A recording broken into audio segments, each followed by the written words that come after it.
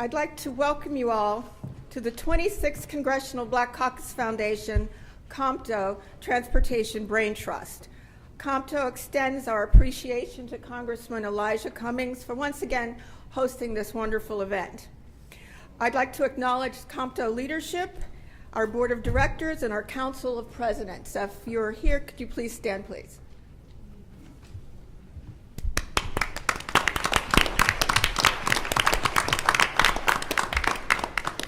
Thank you so much. Our theme this year is workforce development and emerging technologies. We look forward to hearing from all of our panelists and speakers today. At this time, I'd like to introduce our President and CEO, A. Bradley Mims. Brad?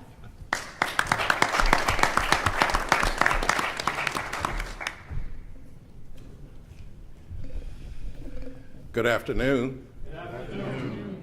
I am grateful that all of you took the time to come out with the iffy weather. It isn't terribly inclement, but we appreciate your taking the time to come out. You have been introduced to our National Board of Directors, and again, our newly elected Board of Directors. Want to point out one thing. We have significantly more diversity than we had, with a number of women who were elected to our board back in August. So I just want to make sure that we acknowledge that. And we are very, very happy to see all of our new board members. And we have a new board chair, Mr. Freddie Fuller. And you'll be hearing from Freddie, as Freddie will introduce Congressman Cummings a little later in the program. But it's truly an honor to have all of these folks here on the stage to address an issue that's near and dear to all of us. And as we're moving forward, you know, we are dealing with significant technology, especially with these things and other things that keep us connected 24/7 as we're moving forward. But as we're going forward with technology, and especially in the area of communications, we want to make sure that we deal with the whole issue of minorities and making sure that the minority community not get left behind. And again, we have an excellent panel who will address that. We have panelists from our local area here who are dealing with workforce issues, and we have folks who are futurists and as we move forward. So with that, I'd like to just move forward, and I'd like to introduce my old boss, my friend, and someone who's a significant friend of Compto, and that's the Honorable Rodney Slater. Rodney doesn't need a formal introduction. He has just been a part of Compto and has been a stalwart in the transportation community now and moving forward. So let me introduce Rodney, and Rodney will get us started. Thank you.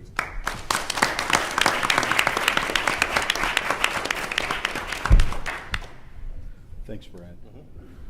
Well, first of all, I want to thank Brad for that warm and gracious introduction, and I would be remiss if I didn't talk about just the tremendous contribution that he made as a member of my team at DOT. We have other members of the team in the audience, and we'll probably hear from a few of them as we go forward. But just last evening, I was at an International Aviation Club dinner, and it was appropriate for me to mention Brad and his role in all of our open sky activities. Open sky arrangements deal with how countries work together to promote aviation as a mode of transportation that ties us all together internationally. And Brad was right at the center of our activities during that period, and especially, as I mentioned last night, having just bumped into some representatives of the country of Nigeria earlier in the day, especially as relates to bringing African countries into the fold, if you will, when it comes to open sky agreements. I remember when President Obasanjo had been elected president-elect, And the first conversation he had with then President Clinton was about removing signs in our airports. Some of you will remember those that said, "Don't travel to Nigeria." Well, Nigeria is the largest African country on the African continent. And President Obasanjo was saying, look, I plan to lead an economic revolution within Nigeria and to play a leadership role on the continent of Africa. We need to be tied to the largest economic power in the world. What can we do to address this issue? And I can tell you that Brad and other members of our team hit the ground running, addressing that issue. President-elect Obasanjo said, "Can we get it done in 6 months?" President Clinton looked at him and said, "Well, if you can commit yourself to it, we'll commit ourselves to it, and if I can turn to quality leaders like Brad Mims, we can get it done, hopefully." We got it done in less than 6 months. And you had companies like those here present today, but in the presence then of a Boeing, saying not only will we make the case to sell our planes, but we'll also invest in their security technology. We'll also invest in training. We'll also invest in development. We'll bring to bear, if you will, the kinds of issues that we're going to discuss here today in our relationship with the U.S. Department of Transportation and its relationship to the Department of Transportation leaders on the continent of Africa and specifically Nigeria. And so that's just an example of the kind of potential that we're discussing here today. And we've got just the right leaders to help us have that kind of discussion. And so I wanted to just acknowledge Brad. I want to acknowledge him in his leadership role as the president of COMTO and the importance of the fact that COMTO is holding its 26th Braintrust. So not only did I benefit from COMTO and the relationship with COMTO during my tenure, and clearly Brad did, but there were others before us, and there have been others after us. And that's the point to be made. COMTO is an organization that is here to stay, here to continue to play leadership roles now with Secretary Chow and her leadership team, again, to ensure that there is always a place for all of you at the table of discussion, debate, and opportunity when it comes to transportation investment. And so, again, I value the relationship that I've always had with COMTO. COMTO actually gave me lists to share with then President-elect Clinton when he was making a decision about who to select for positions of responsibility in the Department of Transportation. And I remember hearing names that were names that I was hearing for the first time. But because they had the stamp of approval of COMTO, these are individuals who were offered to White House personnel and ultimately to the President, to the Vice President Gore. And many of them became members of our leadership team at DOT and across government. So again, I appreciate the work that COMTO has done in the past, the work that it continues to do, and the fact that at 26, we're going to have a 27th, a 28th. We're going to be here for a long time to come as we move forward. And rightly so, because transportation is at an inflection point. I mean, there are changes occurring across the transportation sphere that will revolutionize transportation as we know it. And frankly, we could not hear from a more powerful and more significant voice in that regard than Congressman Cummings right now. And so what I'd like to do is to turn the podium over to Chairman Fuller, who will bring forth the congressman, who will kick off this session as he has done so many, many times before. And so please, as we bring forth Chairman Fuller, let's just give the congressman a round of applause before he says a word, just to acknowledge all that he's done over the years. Thank you, Secretary Slater, and good afternoon, COMTO, and all our friends. I'm Freddie Fuller, National Chair of the Board of Directors of COMTO, and I'm so excited to be here today. I'm not going to be before you long because I know Congressman Cummings is always very enthusiastic, and I want to give him the floor and allow him to share his words of wisdom and knowledge with us. But before we get to him, I'm going to do a brief introduction. The Honorable Elijah Cummings is no stranger to Compto. He is our friend, our brother, our mentor, and our advocate. Congressman Cummings has dedicated his life of service to uplifting and empowering the people he is sworn to represent. He began his career of public service in the Maryland House of Delegates, where he served for 14 years and became the first African American in Maryland to be named Speaker Pro Tem. Since 1996, Congressman Cummings has proudly represented Maryland's 7th Congressional District in the U.S. House of Representatives. He currently serves as the ranking member on the Committee of Oversight and Government Reform. He is also a senior member of the House Committee on Transportation and Infrastructure, serving on both the Subcommittee on Coast Guard and Maritime Transportation and the Subcommittee on Railroads, Pipelines, and Hazardous Materials. Congressman Cummings.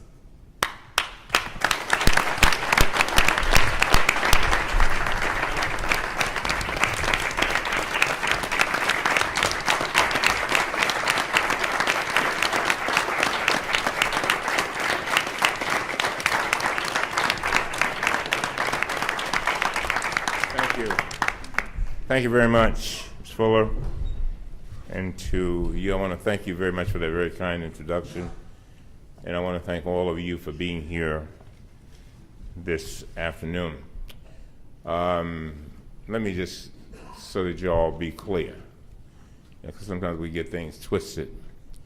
My leg is, had some surgery on my leg. I may be limping, but my mind is clear.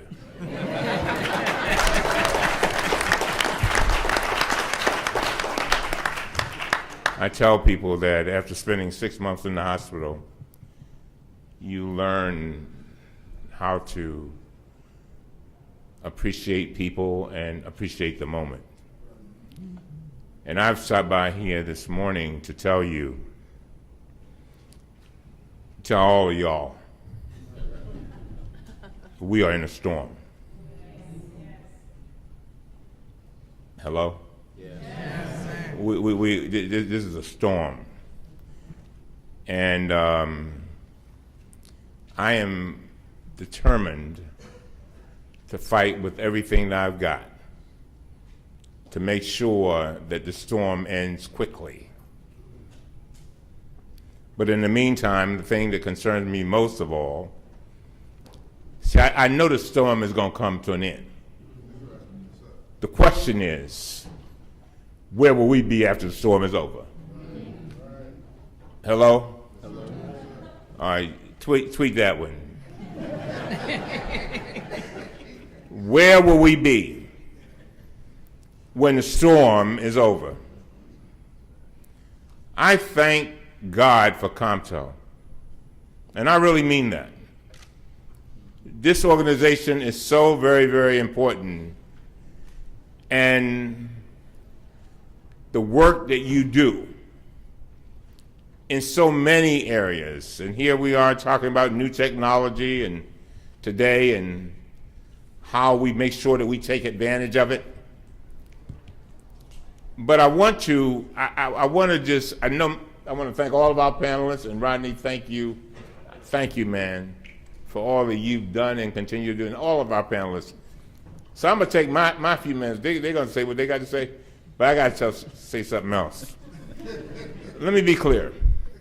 Ladies and gentlemen, we are in a fight for the soul of our democracy. We're in a fight for the soul of our democracy, and some people don't realize what is happening with this administration and its aiders and abettors. This is not just a one-man job now.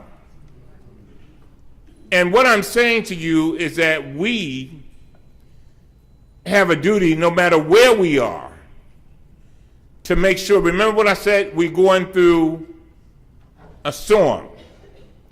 But we've got to make sure that in the process, while we're going through it, that we don't become too cynical, that we don't give up the ship or the train or the plane. We got to make sure that we stay focused, and we have to take organizations like COMTO and strengthen them. Stay woke. We've got to strengthen these kinds of organizations because they will be the fabric, they will be the foundation to keep us going. Now, what's going on?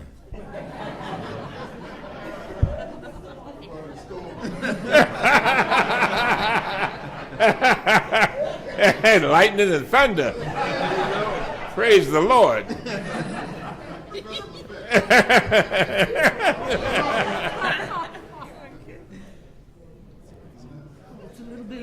It's all right. It's okay because I want to get to the panel. Let me break it down. I just need 2 minutes. I think as I sit on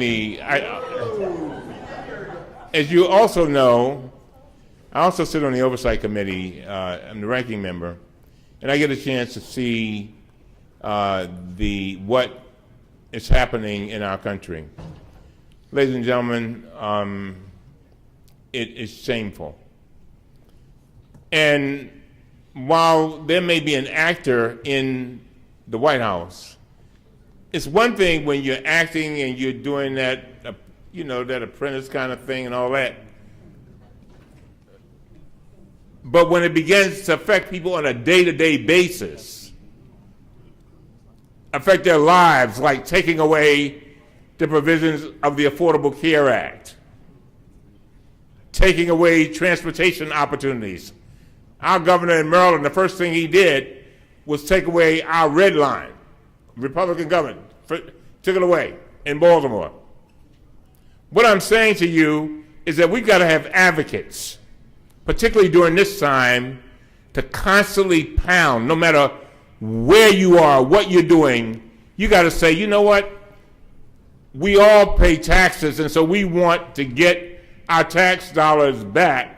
And we want to make sure our people are employed. We want to make sure that our businesses do well and that they get their fair share. But we got to do it. And we cannot have one person sitting in a boardroom when they should be speaking up, not saying anything. If that's the case, find somebody else to take your place who will stand up for the things that are important to us. And so I leave you with just a simple message. We got to fight. We got to fight for everything in every way that we can. And I'm determined that what we are going to do on our part in the Congress, the Congressional Black Caucus is going to be, we're going to add quite a few members. But we're going to make sure that we make transportation a super priority. Our president promised us that he would deal with infrastructure. Anybody heard anything about any infrastructure? Come on now. Come on now. So we've got to be advocates for that infrastructure. We are the ones who have to advocate. Last but not least, a few weeks ago, we had a conference, Brother Mims. You're doing a great job. That's a nice time, man. We, what they usually say is, do you want it? Do you?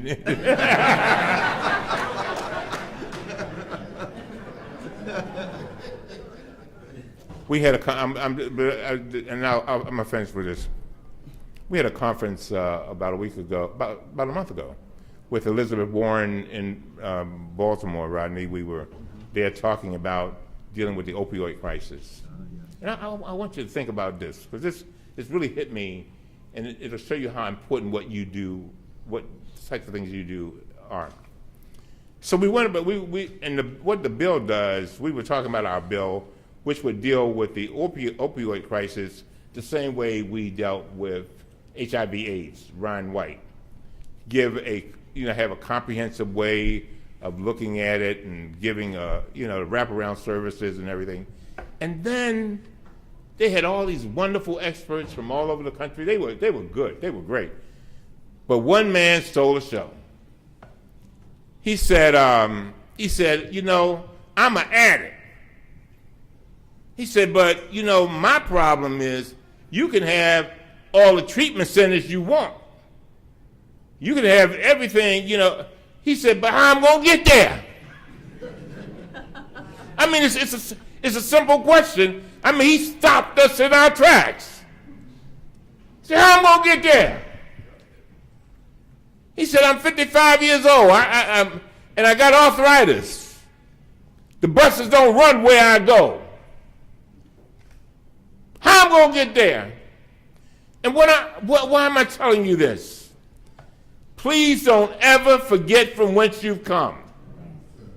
Some of you all used to ride the bus. And I want you to constantly think about those bus riders and those folks who may not have the kind of transportation that will get them from place to place. I think it was somebody said this. I don't know whether it was Rodney or President Obama, but one of the two of them said something to this effect. If you want to see a community that is not doing well, go to one where transportation is at a minimum. Can't get no job, can't get to church, can't get to recreation, can't do anything. And so, again, I want to thank all of you for being here.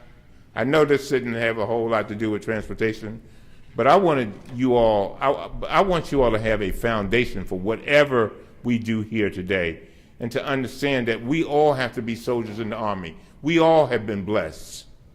We have been blessed to have the education that we have, to have the opportunities that we have, to be in a place where we can speak up for people who may not be able to speak up. Oh, God. Speak up for themselves, and people who don't even know what to say. They don't even know what the issues are. We have to speak up for them. We really do. And so, again, panel, thank you very much. And I'm going to be over here. All right?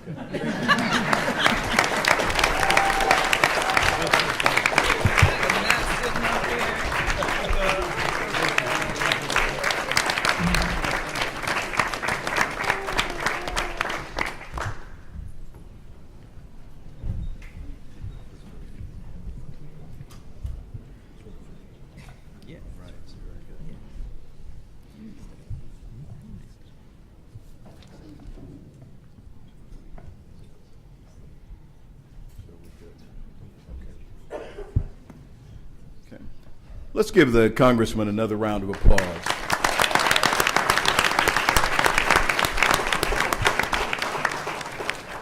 Now, you know that when things occur this November, that he will not be the ranking member of this very important committee, but he will be the chairman. And so we want to acknowledge that as well. And the thing about the congressman too is that he doesn't really need the title to be chair. I mean, you could hear his voice here, and you could understand that he was the chair and is the chair.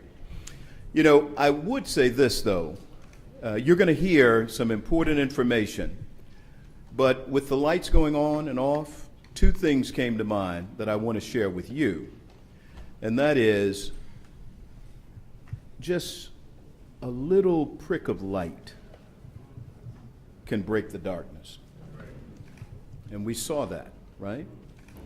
And with the information, the enlightenment that you're going to get, as you carry it to the communities where you serve, you'll be bringing light to the darkness. So keep that in mind. The other thing, and I got this in college, when you turn off the lights, I want you to listen to your own voice. It is a powerful thing, and especially when the lights are off. The congressman was talking about the soul. Well, when you turn off the lights and you listen to the voice that comes from the soul, it covers all of the space. It goes into the cracks and the crevices of every space. It feels the space. So as you listen, reflect on how powerful your voices are, and know that you can take this information that you get from these enlightened individuals at the point of action, that you can take that information, make it yours, and take it to places where they need the light. They need to be moved by the light, inspired by the light, encouraged by the light, because as the congressman said, in this moment of challenge, we cannot be discouraged. We cannot wither in the moment. We have to move forward with the resolve that was present in the days of our ancestors, as it surely is today, and that will carry us forward. We can get beyond these times, but we have to be, as you said, woke. With that, let me turn to our speakers, and do we not have a distinguished group coming to us today? I'm going to introduce them in turn, and then we'll come back and we'll hear from each and every one of them, taking, 2 to 3 minutes. They'll say a little bit about what they're doing. They'll sort of talk about it from the vantage point of technology, and then we'll have a very robust discussion, and we're going to get the audience involved as well, so that when we're done, we all feel sort of engaged in the moment, a part of it all. But what I'd like to do is start with John Jack Potter. John is the CEO of MWA and has had a wonderful history in the transportation field. But we're going to allow him to say a bit more about that later, and is on the cutting edge when it comes to dealing with some difficult issues that we read about every day in the press. So we'll hear from John Jack Potter in just a second. We'll also hear next then from Rena Davis. Rena is the Senior Policy Manager at Lyft. Oh, and is not Lyft lifting now and doing a great job. And at the cutting edge of this whole question of mobility and, frankly, ownership and how we deal with those dynamics. So it's a very, very important issue. And I can tell you just a little insight about the leadership and the character of this company. This company has really been a good corporate citizen from day one. Now, I say that because we may get into a discussion about some of its competitors, and you get into those kinds of issues. But those of you who are in this audience, who work in cities and states across the land, you know that this has been a good company from day one, working with you as a partner, and engaged in disruption, but not just for the sake of disruption. You follow me? Not just for its own bottom line, but for the benefit of all. And so we'll get into some of that. Then we'll hear from Diana Mendez. And you talk about a construction company that really has a good heart. HNTB, one of those companies. President of the Mid-Atlantic region. President of the Mid-Atlantic region. Very good. Next, we'll hear from Nalini Mani. She's the director and principal strategist initiatives for WMATA, and boy, do we hear a lot about WMATA. And so we're going to hear a lot from, you're laughing there, but it's all good, right? Perfect. All good. And really, they have worked through some very difficult issues, and we're all excited about that. Next, we will hear from Telva Magruder. She's the director and of sustainable workplaces, and especially when it comes to a company as mammoth as General Motors. I mean, you remember the line of years past where GM goes, so goes the nation. Well, this is a muscular automotive manufacturing company, not only of today, but of the future. And when they talk about autonomous vehicles, they know about that which they speak, because they're at the cutting edge working with some of the finest technology companies out there in this regard. And led by a woman, not only here today with her, but a woman who assumed the ranks, and they have not missed a stride as a corporation. And so we're going to hear a lot about that as well. And then Fred Craig, look, when I saw him a few days ago, we bumped into each other, and he said, good to see you, and I'm working on the purple line. I'm leading that effort. He's the CEO of that effort, and he wore purple today to just so everyone, just so everybody would know. But now, look, he also told the president and the chairman. He said, "Look, if I'm going to wear purple, I want the two of you to wear a little purple as well, since we're going to hold up this line as an important line whose time has come." And so these are our speakers. And so what we'll do is we'll come back to Jack now. Again, they'll all give brief introductory remarks. Listen carefully, because we're going to pivot on some of the points that they'll make, and then we'll have a very robust discussion. Okay? All right. Very good. Jack.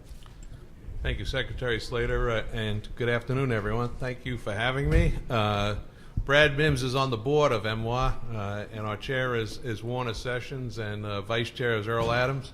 So when I got a request to come here today, it was obvious I'm here. But let me just say that I came from Reagan Airport this afternoon, and this morning, throughout the day, the FAA is holding a conference, and the conference is all about job opportunities within the aviation industry. And we had the Secretary of the Air Force and the Secretary of Transportation there. And the bottom line is that they talked about the fact that there's a need for some 14,000 pilots going forward. There's this huge gap in terms of electronic technicians and maintenance folks that are needed by all of the aircraft manufacturers. And it was very interesting to hear them talk about the need to reach out to communities that hadn't been reached out to before to kind of fill the gap, okay? And so when I think of myself, by the way, before coming to the airport, I was the Postmaster General for 10 years. So Secretary Slater said I have transportation background. Well, we had the largest fleet in America of vehicles, and spent, when I got interviewed for the airport, they said, "What makes you think you know anything about air transportation?" I said, "I spent $3 billion a year flying mail, so I know a little bit about how to get there." Okay? But what's very interesting is that when I got to the airport, there were two things that were there that I think I'd like to talk about. This notion of technology is something that is very interesting from a perspective of, think of yourself running an entity, whether it's an airport or a corporation or WMATA. And when I looked at how we handled it as an airports authority. What we basically did was we contracted out the management of our IT. I had some 15 people managing IT. And there's something wrong about that, because now I'm giving all the money to big companies. And if you're a big company, what's your first interest? Your bottom line, okay? And so one of the things, working with our board, we decided that, and we did the same thing in engineering. And what we had was, we had a challenge, and the challenge was we were literally giving them the opportunity to run our business. They were making decisions, and the first priority for them was themselves, not the airport. And we came up with a strategy that said, we're not going to do that anymore. We're going to think internally, and we're going to hire people to do that thinking, and we're going to approach the marketplace different. It was kind of an, who knows who kind of a network versus offering opportunity for people to compete. And so we took these big contracts, and we took them and we broke them down. And so there was a transition period. You can't just, turn the faucet off. You have to, keep the lights on. But as an example, for design contracts, we used to have one contract to help with design and with construction. And that's in the engineering field. Today we have 10. And they are task order contracts. In some cases, in the case of design, 100% went to our locally disadvantaged business enterprise program. But it's all a matter of mindset. Now, what do you get out of it? Why am I interested? My interest was to make sure that I had people who put us first, because if you give somebody an opportunity, and it's the first time that they are not a sub, but they are a direct contractor to you, that, from a reputational standpoint, is gold for them. And you know you're going to get their best effort because they want to prove themselves in the marketplace and they want to say that they had that relationship with you. Similarly, in IT, we're doing the same thing. And we've went from 15 people, I told you earlier, we have over 100 people today. And it's probably the most diverse group of employees I have, other than I wish we had more women. So I hired a lot of engineers, brought some work in-house. We got to get more women into that field. But the bottom line is, as employers, as folks running entities, when you step back, I think the best thing that that you can do is approach contractors or big institutions by talking about what's in the business interest of that institution that makes a process that I just described to you a lot more attractive. Now, when it comes to the workforce, and by the way, let me just, before I get off LDB, one of the things from a technology standpoint is minor technology. It was very hard to become an LDBE contractor with MWA. You had to fill out multiple pages of paperwork. Submission was not electronic. We weren't giving, contracting opportunities out electronically, hard to figure out. Everything's done electronically now. You submit your application electronically, it gets turned around to you. Every quarter we put out what are the contracting opportunities that people need to be aware of. And now we're starting to target those opportunities, knowing a little bit more about the folks that are on an LDB list. In addition to that, we looked at the surrounding jurisdictions, and there was a program in Washington, D.C., and we went to the folks that were part of the ACDB program and said, how come you don't sign up for MWA? They go, oh, that paperwork's a disaster. So we just said, okay, if you qualify in D.C., you're part of our program. You just have to fill out a one-pager and say, I want to be there. Because if we reach out to you and consider you, a viable contractor, we want to know that you're going to respond. Because we still buy our lease, because we are on federal lease, we have to have a competitive situation before we can do a set-aside. On the employee side, hey, we're competing with everybody. So we set up, and you think about the workforce and the old guard versus the new guard. We set up apprentice programs for plumbers, for electricians. Why? You bring people in right out of high school who've gone to technical school. You bring them in, you do the training. And there was a concern that the old guard wouldn't accept them. Well, if you make it in the old guard's interest, it is there. They buy in.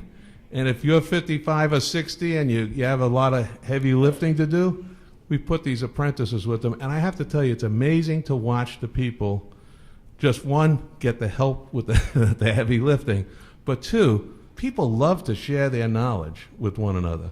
Now, we've done the same thing when it comes to supervisors and some of these technical jobs. We have an intern program. We are very proud that we are now promoting people from within for supervisory programs, but you have to give people entry. Whether that's a contractor, there's got to be a path for entry, or an employee, there's got to be a path to entry and an opportunity to develop, and we're very, very much focused on that. Again, starting with the leadership at the board, we are totally committed to putting programs in place that enable people to do business with or work for the Airports Authority. Thanks, Jack, and we're going to come back. There were a number of issues touched on, so hold your questions, and we'll come back. So we're going to go straight down, and then we'll come back with the queries. Yes. Thank you so much for having me. Closer. Okay. My name is Trina Davis, public policy at Lyft. I've been at Lyft for about 3 years. It's truly an honor to be here. I'm a Howard alum, so it's a special thing, and a former intern on the Hill, so it's kind of full circle. So huge honor to be here with these panelists and with the secretary and with the representative.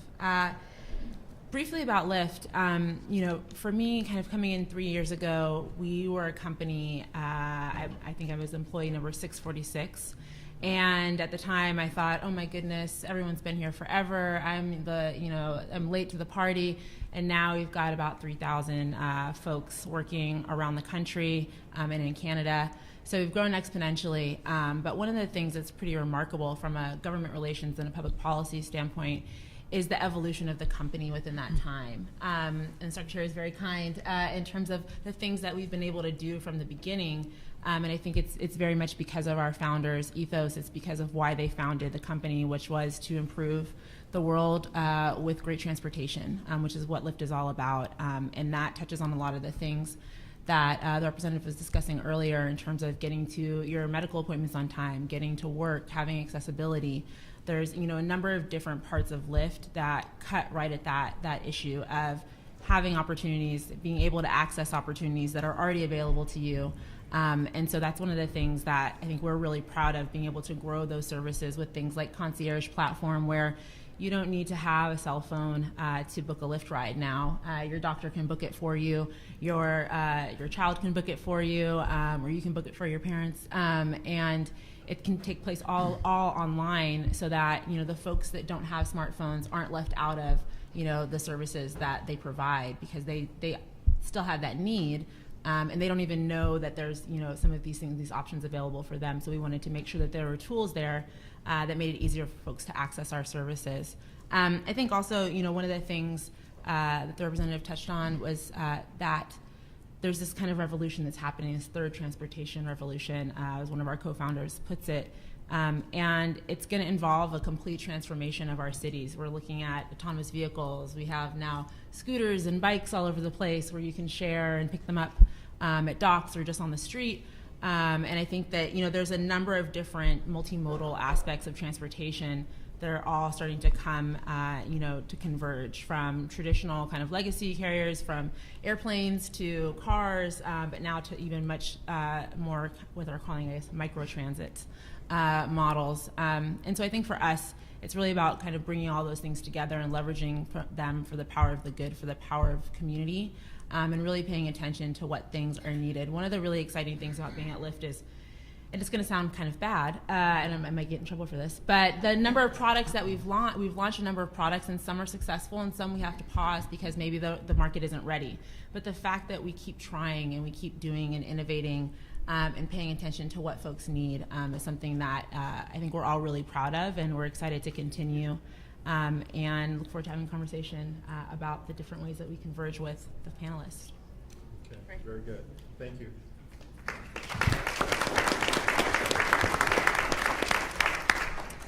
Good afternoon. My name is Diana Mendez, and I'm the Mid-Atlantic Division President for HNTB.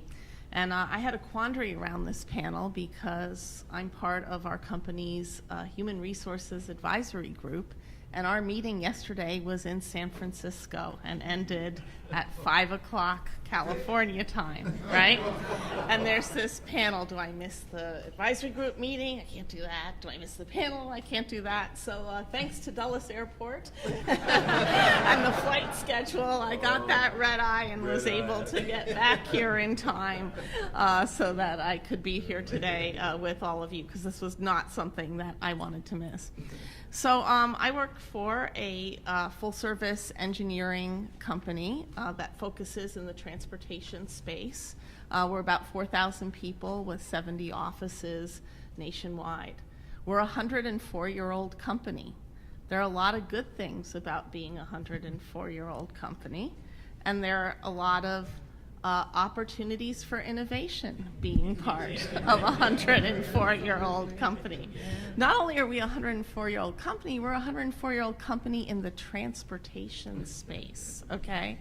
Can you think of any more slow-paced change, construction maybe, than the transportation field, right? I mean, think back 100 years ago, how did people travel? They walked, they rode horses, they rode bicycles, planes, trains, and automobiles, okay? So there have been some upgrades in some of those products. We decided the horse was no longer efficient, and we left the horse behind. But, you know, here we are 100 years later until enter the disruptors, right? The disruptors. In a good way. In a very nice way, in a very positive way. That's why right? we sat them next to each other. I'm not sure why it's called disruptors. I mean, it's agents of change. It's the positive opportunity to enhance and upgrade our aspirations and, you know, what might be possible, right? So here we are, the Secretary mentioned, we're at an inflection point in transportation. Here we are with one of the slowest moving, stable fields intersecting with one of the fastest paced, unpredictable fields, right? And so the challenge is, how do we bring those fields together? And how do you prepare your workforce to do that, right? Because there's a tremendous different level of investment required to keep your workforce constantly up to speed on the changes in technology, which is very different than training them once to do predictable processes that aren't changing much. And now suddenly, not only do we in our own work environments have to be up to speed with technology and change the way we design in 3- and 4-dimensional design, virtual reality. It's a long way from yellow trace and vellum and you know, all the drafting desks, right? So now we need continuous education and improvement, and we need our workforce to be excited about that, right? And not feel that it's something that is out of their reach or something they don't have time to invest in when they're trying to balance caring for their families and all the pressures of modern day living, right? So, you know, our commitment to our employees is changing. And I don't know, somehow we got in this space, and I'm saying a large we, society got in this space of the disposable worker in the 80s and 90s, right? There was an excess of people, and you could always just find another person. And that just isn't true. People are precious, right? So companies were unwilling to invest in their people because if that one didn't work out, we'd find another one. So that model is not useful going forward with the level of investment that's required to bring people, to enable them to do their best and achieve things that they never thought were possible. Our objective now needs to be the employer of choice and the best place to work for you. And what that means for us as leaders is that we have to constantly evolve and change. Our definition of job responsibilities. You know, why should a young person who wants to get a different experience have to leave our company in order to do that, when we could create a space for them to be able to have those different experiences within our company? The other thing that's changed is our attitudes towards our business partners and the companies we work with. Instead of having transactional relationships of convenience around a project, we instead now seek to form lasting relationships so that we know how to work together.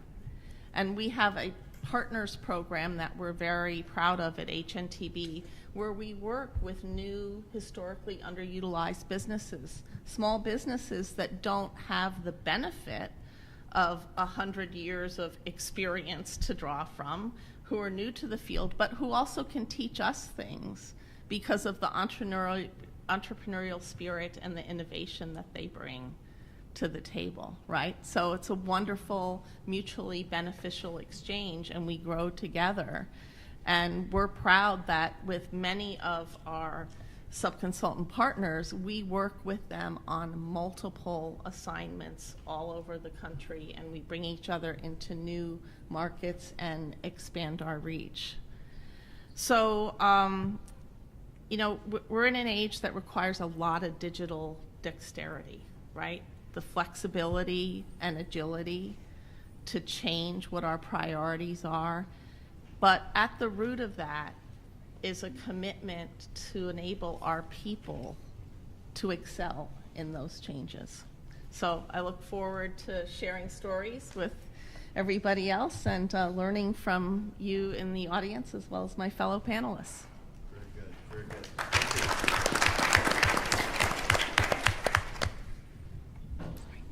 So that's a hard act to follow. My name is Nalini Mani, and I'm with Metro. Certainly not. I see a lot of nodding heads. Well, that's nice, and thank you for that welcome. You know, I was introduced as the principal strategic innovations, blah, blah, blah, and I could go on about that, right? In a nutshell, what I do is looking at innovation within our workforce. How do I build a workplace? How do we do that so that we can bring in innovative ideas, right? New outlooks, a sense of belonging, sharing of knowledge, and really diversity in thought, in culture, and in people, because that's what it's about. I'll share a story. I moved to Washington, D.C. in 1993, and I have ridden the bus and the metro since, back when there were no buses to Tyson's Corner, and you'd have to get to Vienna and get on the Fairfax Connector, and then maybe hook onto the 14A that would take me up to Jones Branch Drive. I didn't think back then that I'd be working for Metro today. But it's great because I see it in a very different way. I've done it. I've ridden those rails, and I have complained, and I have worried about the weather. But I get it. It's about the customer at the end of the day. You know, we think about doing business these days. Everybody's heard these business terms, right? B2C. What does that mean? Business to customer? No. The new way is business to individual. It is about the individual experience. So that's what we're looking at Metro. That's what I'm committed to looking at by looking at our workforce to say, how do I bring in that hive activity? You know, we call this a Braintrust. This is what we are, right? We've got great ideas. How do I build that within my own organization? It's a hive. We've got great ideas. We've got fantastic ways of looking at how we do things from the eye of the customer and from the eyes of the employees. So that's what I'm committed to. That's what Mr. Wiedefeld is committed to, and that's part of our people agenda. I will say one of the things we're trying to do, and that resonated with me, Diana, when you said employer of choice. People have so many opportunities available to them today. You know, rightfully said, we're competing with everybody, but what makes us a place where people do want to come and stay? Not just for a job, but a true career, meaningful career. One of the things that we're looking at is, you know, this is the way we've always done it, right? We recruit people, we bring them in, we say, hey, you've got to have 10 years of transit industry experience. Really? Perhaps it's about bringing your new way of thinking. It's innovation, it's knowledge, it's what you have to offer. I can teach you transportation. Bring me your thinking. So that's some of the new ways that we're thinking of bringing in a diverse workforce into Metro who can deliver on what our customers want, right? Getting to point A, from point A to point B in the most safest, reliable manner possible. And it's not just about, as you rightfully said, right? Smartphones and having the ability to look online and say, hey, I can go here. How do I reach out to those who really need it for their day-to-day work? How do I then, you know, you've got, what is it, Good Hope Road or Good Luck Road? There's one bus. How do we connect those people there to their jobs? So these are some of the things that we're looking at very closely. I'm looking at from a workforce perspective. What I'd like to say is, you know, everyone talks about recruiting. Right? That's our big challenge. Let's go out bringing the best and brightest. I say let's switch that dialogue. How do I retain the great talent I have in the workforce? Is it that you come in for a job as a bus operator and you remain a bus operator? No, perhaps you want to go into finance, maybe in HR. Maybe you just want to go and become an engineer. How do we give you the opportunities to do that so that we're retaining that knowledge? We're building from within. People talk about the big knowledge and the brain drain. Well, that's great, but I don't want to lose what we're good at. What this institution was built on was thought. How do I retain that? Well, you know, you've got a 25-year-old in the workforce. Let's build a mentorship program where we're sharing knowledge, right? We're looking at someone who's 25 working side by side with someone who's looking to retire. How do we bridge that gap? Teach me, show me. I'll bring you something new, but then what you're imparting to me is how things are really done and what makes sense. So those are some of the commitments that we have at Metro, and that's what I'm committed to doing. And I hope that this dialogue here is you giving me your ideas, because that's what a Braintrust is, right? It's not me sitting here and saying, here's what we're doing at Metro and we're the best. No, it's everyone at this table and all of you sitting here who have a very important contribution to make to us, because we serve you. Thank you. Thank you.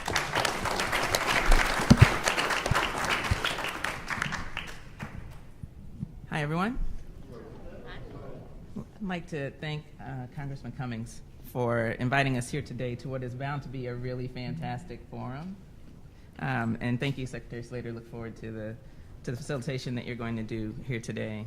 I'm Telva Magruder. I'm from General Motors, and I have this title, Director of Facility Engineering and Manufacturing Operations for GM. That's part of what I do, and the title means something. But all of us at GM are committed to a few key things. And, you know, given that we're here in front of everyone in the transportation industry, I'm sure that most of you have heard about our commitment to zero crashes, zero emissions, and zero congestion. And as Secretary Slater mentioned earlier, you know, we're led by a fantastic CEO, Mary Barra, who has pulled the senior leadership team together and came up with that vision for us. And it was interesting when we all first heard it, it was like this mix of, oh my gosh, this is awesome, and then what? You know, right? Right? How do we do that, right? We're a company full of engineers and analytical people, and you know, and how do we do that? And I'll tell you, we're committed to do it. But the reason that we're committed to do it is because we believe in the future of this country and of the world. And we believe that in order for people to have more value in their lives, in many of the ways that were already mentioned, they need to feel safer getting to and from work. And they need to feel like it's important for them to get to and from work. And some of these barriers need to come down. And so one of the challenges that we surely recognize is that in moving forward into 000, we have to do it in a way that people can afford, particularly in our urban communities. You know, we can't do this and have it not be accessible to every person, because we intend it to be accessible for every person, and that's a big challenge, and we need great minds for that. And we need technologies that haven't even been invented for that. We need awareness that isn't necessarily being capitalized on in greater industry and cross-corporate discussion yet. So we need diversity of thought and new ways of thinking, because we too are a company that's over 100 years old, trying to do something right now that is imaginable, but you know, hard to make real, right?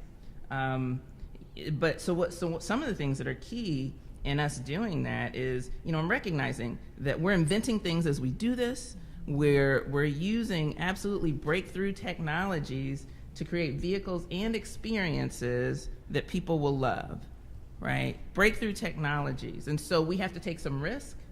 And so we are creating partnerships with smaller companies, with more diverse companies, with people and ideas that we historically may not have connected to. So what that means is we're going through an exercise of opening our minds. And when we think about what we need to do to ensure that you know, minorities are able to engage in this workforce, one of the things we need to do as leaders in these companies is open our minds to what might be possible, right? and be serious about seeking new ideas, because in doing that, we're going to then start developing the workforce that we want, right? The team members that are going to be able to bring the ideas that we want. So we first have to open our minds to that, and we're doing that by new partnerships. We're doing that by reaching out into communities. So one of the things that we may get to discuss today is community engagement, and how do we seek to reach out into the communities and touch hands and eyes and look in the face the future, right? And those that we want to be excited about what the future holds. Because if we can tap into that and support them earlier in their lives, then now they'll develop a passion for things like transportation and things like the technologies and the financial acuity and all that that's needed for the future of transportation. And so we are forming partnerships with other companies to achieve our vision, but we're also forming partnerships in the community that are extremely important. So that will allow us, as we challenge the what and the why and the how we get things done, to listen to the questions that come from young ones and different thinkers, and say, oh wait, we hadn't thought about that. Culturally significant change requires culturally significant change in the way we think about our pipeline, okay? It also requires significant change in the way we think about the value of the individuals in our business. And one of the things that we're working on at General Motors is really taking a really good look at not only the skills that people have, but the passions that they have. Because we all know people that are in roles that aren't perfect fits for who they are. Okay, so as we think about tapping into the change in technology, there are a lot of people that already exist within our ranks that have passions around these future technologies, and we may just need to recognize that and light that passion up and have them reach out to others. Okay, so there's so many ways to think about the challenges that we have. And I'll just end with a quick story. Congressman Cummings mentioned that, the story of the drug addict that said, you can have all the services you want, but how do I get there? And just yesterday morning, I was leading the board meeting for our Girl Scouts in southeastern Michigan, and at the start of every board meeting, we have a young lady that comes in and talks about what it's like to be a Girl Scout. And she's a senior, and she's talking about it, and we said, well, what can we do? Because we're creating leaders in Girl Scouts. We said, what can we do to support you? And she said, you all do a lot of activities and everything, but you have to be sure that we can get there. We need to be able to get there. We want to do robotics. We want to learn the code. We want, so we're talking about future female leaders, which we need in technology, oh, by the way. So one of the things we may want to think about in transportation is how do we connect the future contributors so that they can actually have access to the things we need them to have access to be big players in the future. Okay.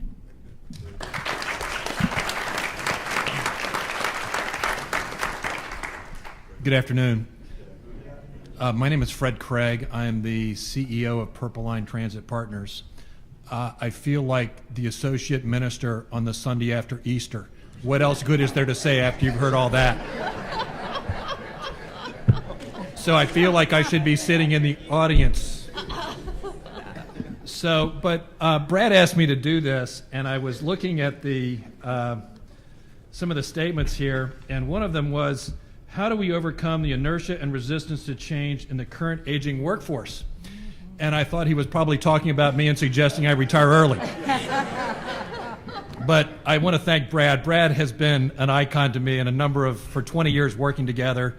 And he actually introduced me to one of the companies that graduated from Diana's firm's partners program that we are working with and have worked with a couple of times and are trying to help them with business. And I think what you heard up here a moment ago is technology is important, but the investment in finding people who want to do a job they love is probably the most important thing we can do.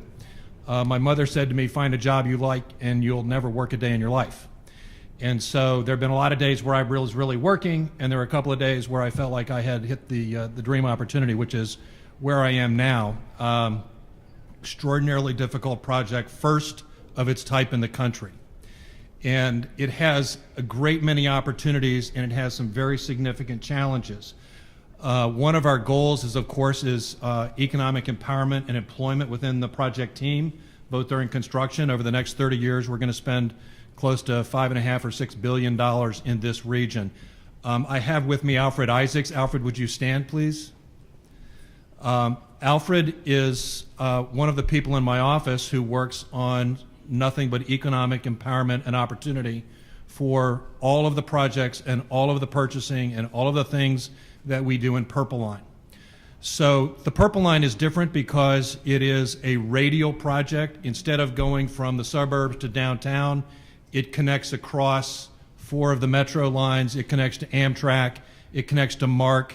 And so by doing that, it gives somebody an opportunity to, instead of going all the way back down on our, I believe, marvelous metro system, I hope you'll give them an applause because they have done a wonderful job.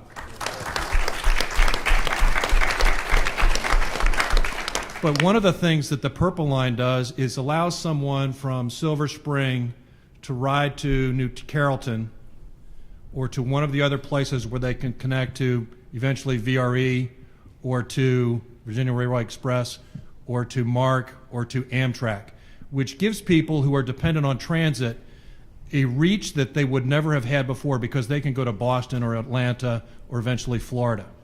But it also gives them this opportunity of how do I get to the university hospital? How do I get to a new job? How do I get to the drug services that I need? It provides a different type of service that hasn't been available in this country or in this region previously. So it's a big change. About 2 weeks ago, I walked through several of the employment centers along the Purple Line, and both Montgomery County and Prince George's County have a huge minority population that is in many cases underemployed. Not unemployed, but underemployed. And the reason that they're underemployed is perhaps there are 2 people in the household who work. They have 1 automobile, which means the other person is either walking or taking transit. And I walked in and I saw, first of all, I saw people from all over the world who've come to this country because of the opportunities, people who are seeking employment, and they were looking at me as the person who was going to provide them that mobility. And so when I think about this from a personal standpoint, it is very important to think about it from the standpoint of the user's perspective. And everyone here on this panel, from the vehicle manufacturer to the transit operator to the designer and construction manager to the airport to the last mile lift systems, all of them have a role in getting people to these jobs. We have a shortage in the construction industry alone in this country of 750,000 people. My biggest concern on the Purple Line is getting it built and having the resources to do it. Not the money, the people. All you have to do is fly into Ronald Reagan International Airport and come across one of the bridges, or ride Metro, which I usually do, and look at the number of tower cranes here. Tower cranes are the best barometer of the health of a community that I know of. It is the best measure. Construction jobs are generally well-paying. In a community like ours, there are opportunity after opportunity after opportunity. And so we have a very robust program in trying to help people find those jobs. We have a training program, actually one that Representative Cummings created for National Targeted Workers. And so his long arms have reached all the way into the project and help us identify people in the community who may have some employment skills but need to go to that next level to get that next level job. So I want to tell you a little funny story in closing. So when I was this was a really long time ago, about 30, I took my 10-year-old son into the Smithsonian. And so we walked through the Museum of Science and Industry, and there was an abacus, a slide rule, one of the first handheld calculators, and a couple of other things. And so I'm sitting there with my son proudly saying, I used to have one of those in college. I had the first handheld calculator. And there's this little 6-year-old kid standing next to me. He goes, Mom, that guy's so old, he used one of those. But the reason I bring that to your attention, is this. This telephone has more technology in it than was used to send people to the moon. And this phone could have an opportunity for the people to use it, to find a job, to call a lift vehicle, to get to that first mile, last mile, to really leverage transit, because transit is the wave of the future. Both of my children grew up in households with automobiles, each of them having their own. When they chose a place to live, they both chose places where they didn't need a car. They rely completely on transit or Lyft or Uber. I hate to say that word in front of you, but there are other firms. It's okay. So, but my point is, my point is that people are making choices about convenience, their experience, and the opportunity to take advantage of this great country. It's got issues. There are lots of storms. I feel very sorry for the people in North Carolina and South Carolina right now. And the people in our country are weathering other kinds of storms. So I thought his start today was very poignant. But I just want to think about, in 15 or 20 years, I've got to build the Purple Line in about 4 or 5 years. I have a drop-dead date. Either I drop dead or we meet that date. But my point is that we have about 4 or 5 years to build it. We are going to be short of people, I'm very sure.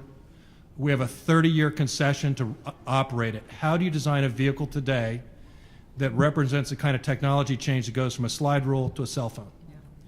And so that is going to require some really smart people. Machines don't do it.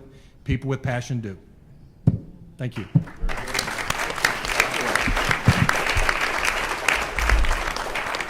Well, we're going to get right into some questions for our panelists, and let me just do a sort of a time check for everyone. We've got good time. We're roughly at 2:45 right now, and as you know, we plan to close out things at 3:30. So we've got good time. But you've been really given some meaty things to chew on as you've listened to all of them. And so let's just get right into it. But can I say one thing? You heard the word mindset. I think that's critical. All right? There's a growth mindset and there's a static mindset. You know, static, what is always going to be. Growth, we don't even know what the possibilities are. I also heard a comment about, you know, we try and we fail, we try and we fail. I mean, if you're not doing that, then you're not living. Because that's what the arena is all about. It's to be engaged, and you try and you fail and you come short and again. But in the end, as Theodore Roosevelt said, you don't find your place with those poor and timid souls who know neither victory nor defeat, because you're engaged. And so we've heard really, really good stuff. So let's just get right into it. I started to see a few hands right here and then over here. So let me go here right first. And please give us your name and maybe say where you are as far as your professional connection and that sort of thing. And you notice she's holding that mic, right? We're going to do that. We're going to do that because we want a question.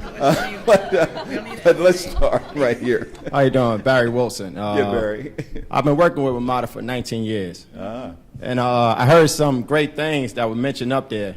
Yes. And I just couldn't sit here and actually, you know, sit here quiet without sharing my side. Okay. As an employee standpoint. The morale of the Ramada employees right now is at an all-time low. You know, we are 80% minority. And it seems like as of lately, it's been contracting out. There's been all type of policies implementing punishment for employees, whereas us as minorities, I don't think we will last that much longer in Ramada. They have random background checks, absenteeism policies. You have to call in 3 days before you go sick. Just things of that nature that changes the whole morale. Thank you. Okay. Well, now, I think we got the spirit of it. Okay, we're good. Yeah, so those are some of the things, you know, random background checks. And it's just us as under attack. You know, they're trying to take out benefits and things that of that nature away. You know, you all heard about the Republican Comstock, Tim Hugo, those in Virginia. Just us. I just wanted to share that at a Black Caucus, that us as African Americans, who pretty much are 80% that make up the employment at Ramada, are pretty much facing maybe just privatization and getting us out of there. Our families, we spend countless hours at work, and we can't even afford to live in this region. I think we got it. We got it.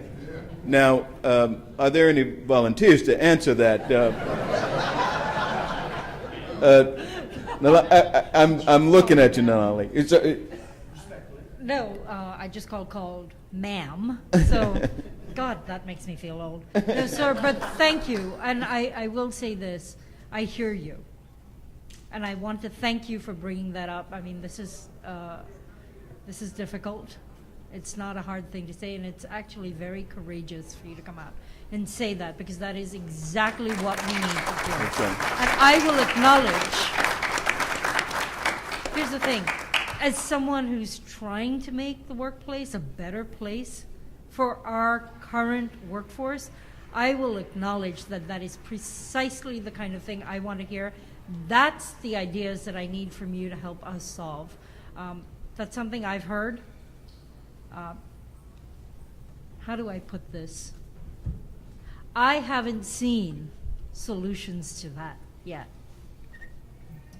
So I would invite you, and I'm going to give you my information, to come talk to me. Let's figure out a way to solve exactly that problem. How do I make sure that you as an employee are valued, that these concerns that you talk about, you're right, random background checks. There's a reason why they're talking about the absenteeism policy, right? And how do we cut costs? How do we start making things better? You're right, those are all business decisions. But how do I make it a good experience for you? So at this stage, I wish I could say, hey, I'm going to address it, I'm going to fix it. Here's the silver bullet. I don't have one. Yeah. But I would like to invite you to work with me so that we can solve exactly this. WMATA is looking to be employer of choice. I can't be employer of choice if my employees inside the organization aren't talking about what a great place it is to work. Okay, So very I good. would like to put that out there. Excellent. All right, very good. So look, we're going to keep it going with that sort of thing. Here we go. Yes. We're going to hold the mic. So Oh, you know what you mean? we're going to hold the mic. So I don't really. yes, I'm coming back. So, I want to talk a little bit honestly about what's going on in transportation. Well, but we were going to go to questions, though. Listen to the question. Okay. Yes. Yes. So, we talked about the horse and the buggy and the changes in transportation and disruptive technology. Yeah. We are really going through a period right now of disruptive technology because of the demographic of young people who have switched now to riding bicycles and scooters. And what's that? And the numbers I've seen as it relates to the public transportation is they're starting to lose money. And the question is how are we facing that dilemma of having young people say, I don't need public transportation anymore. I can get a bike, ride to work, get a scooter, and I think even, some of the, the alternatives to the regular taxi cab. So we're going through this change, and I wonder, are you guys really looking at what that means Okay. to society? Yeah. Very good question. Yes. I'll take that on a little Rena. bit, since I'm probably the only one here that has bikes and scooters on our platform. Rena and Jack, and then we're going to. At that point, I do want to get to the congressman. We know that he's got a vote that he'll need to take shortly, but we're going to hear a word or two before he leaves. So, I'll tell you what. If we could, let's just hold it right there. And Congressman, can we come to you now and then? Because yes, Thank you very much. yes, sir. Were you the one to answer the question? Just now. What I was going to say, I couldn't, as I listened to your question, I heard your frustration, and I'm not surprised. Let me tell you something, ladies and gentlemen. We have to make sure we strengthen our unions. I'm just telling you. We have to make sure we strengthen, because without the unions, folk will run over you. I'm sorry. I know I may be stepping on some people's toes. Just here recently, Johns Hopkins is a major employer in my district. They hire 30,000 people. And after having spent 6 months in Johns Hopkins, I got a chance to see Johns Hopkins from inside and out. And so the nurses came to me and said, we want to unionize. And I'm going to tell you, I said, and I know I shocked them, I said, let me lead the way. Yeah, you can clap.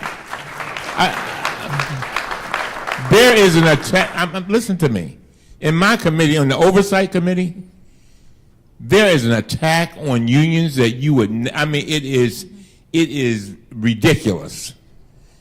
And so what I'm saying to you is one of the things that we have to do is figure out ways, working with the Congress, hopefully, when we take over, to try to help defend unions and to strengthen them. And with this Janus decision that came down, that doesn't help. But we still can be supportive of those unions, because I think when we come together, that's where our power is. If it's just one by one by one by one, and I'm not just talking about I'm just talking about generally. What I found that so often the employees that complain or whatever, they're kind of picked off. You know, the next thing you know, you turn around, they ain't got a job, or this one they've got demoted, or they got so frustrated that they don't want to stick around. And what I'm saying to you, we gotta try to stay where we are and fight the good fight. I know it's hard. But we got to figure out, how do we make sure that not only we get the rights that we need, and so that our morale is lifted up, but so that we make a pathway for generations yet unborn. Mm-hmm. A lot of people in this room got your start because of a union, and so I just wanted to throw that out there. And again, I've got to vote, but I want to thank you all again for what you are doing, and because I know we're going to get through this, and I want to thank our panelists. Rodney, I want to thank you, and you all go ahead and ask your questions. Okay, thanks, Congressman. Thank you. And thanks for being with us today. So we'll go back. We've got a question on the floor, so we're going to respond to that. Then I've got one or two questions as well, and then we've got a few hands here. So we've got the time. But Rena, let's come back to you if we can, Yeah, and then we'll go to Jack. No, I think in to kind of piggyback on what the representative was saying in terms of unions. My dad was a union member, a vice president of his local union, worked for Muni actually for 31 years. And I thank him for being able to go to law school in his pension. But I think, to the question, things are changing, and young people are deciding not to get their driver's license, definitely not to own a personal vehicle. But I would actually, respectfully push back on the idea that they're not using public transit, because that flies in the face of what our data at Lyft says. In our most mature market, which is San Francisco, we've been there the longest, and we have, a healthy demand, not only from the city of San Francisco, but the outer, outlying areas, places like Oakland, where I live, even East Oakland, where I actually live. And I think when you couple those changes with the fact that, according to our data, 60% of Lyft rides start or end at public transit, that kind of turns all of those things on its head. And I think folks are truly using this kind of transportation ecosystem that you see represented by folks here, and they're picking and choosing for the different needs that they have based on season, based on where they're going, based on what they're doing. If they're going to the store, maybe they will take a Lyft. If they're just going down the street to have a bite, maybe they hop on a scooter there, but they had a couple of drinks and they want to take the bus back because it's going to ride right past their house. I think empowering folks to know how they can leverage different resources is something that we're very vested in. One of the things that we've just rolled out, and we'll be doing this across the country, is integrating transit into our app.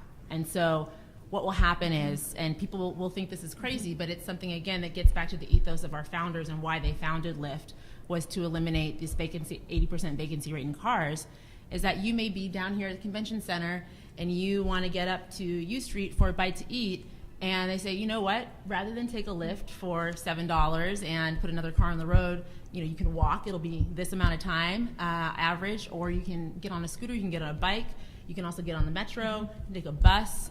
So we want to make sure that folks understand there's a number of different options, and it plays into, we're kind of talking about storms, yes, and this element of climate change. Eliminating those small trips is something that's very important to Lyft, because that's part of, you know, what contributes to some of those things. So we want to make sure that we're moving in that direction. Yes, excellent point. And Jack, let's come to you on that. Yeah, so let me just build on that a little bit.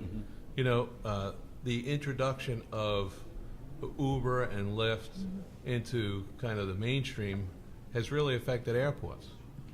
So today, better than 50% of pickups at an airport are Uber and Lyft versus taxi. And so you can have this mindset, and I'm going to get back to what Secretary Slater said. If your mindset is that we're going to hunker down and we're going to resist change, then it's problematic.